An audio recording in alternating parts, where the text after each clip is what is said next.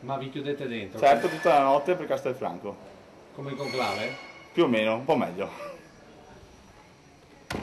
Chiusi dentro al teatro per 24 ore consecutive. È la singolare esperienza che stanno vivendo in queste ore una trentina di ragazzi di Castelfranco.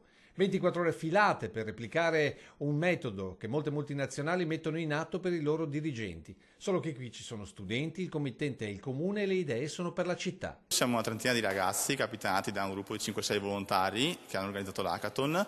Ecco il primo elemento che nulla ha a che fare con mendicanti o accattoni. Un hackathon è una sfida, nasce da una sfida informatica dove l'obiettivo è trovarsi in tante persone tutta una notte a sviluppare un progetto informatico. Noi l'abbiamo un po' modificata, l'abbiamo applicata alla cultura, al comune, quindi abbiamo pensato come possiamo risolvere le sfide che ha la cultura oggi, che ha il comune oggi, come il turismo, lo studio, la divulgazione. Allora abbiamo pensato, facciamolo fare ai ragazzi, impostiamo delle sfide, saranno i ragazzi che in una notte porteranno dei progetti per risolvere questo tipo di sfide. Quindi una sorta di ritiro spirituale per stimolare la creatività applicata al bene comune, ma anche per questi giovani la singolare esperienza di pensare, ma anche mangiare e dormire, insomma vivere per 24 ore consecutive dentro un teatro. Ma perché di notte?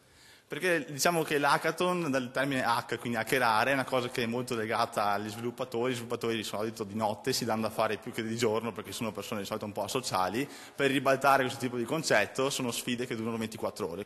Sacchi a pelo e computer, dentifricio e tablet, e tutto intorno quadri, palco e quinte per ispirarsi meglio. Il risultato lo vedremo domani, quando i progetti verranno presentati proprio dal palco dell'Accademico a tutta la città, in una sfida tutta giovane alla migliore creatività. Abbiamo visto questo bando, diciamo, di questo progetto e volevamo sperimentarci in questo settore di progettualità un po' innovativo. Ma perché di notte? Cioè non si può progettare che di giorno? No, di notte al teatro. Perché le idee migliori vengono di notte.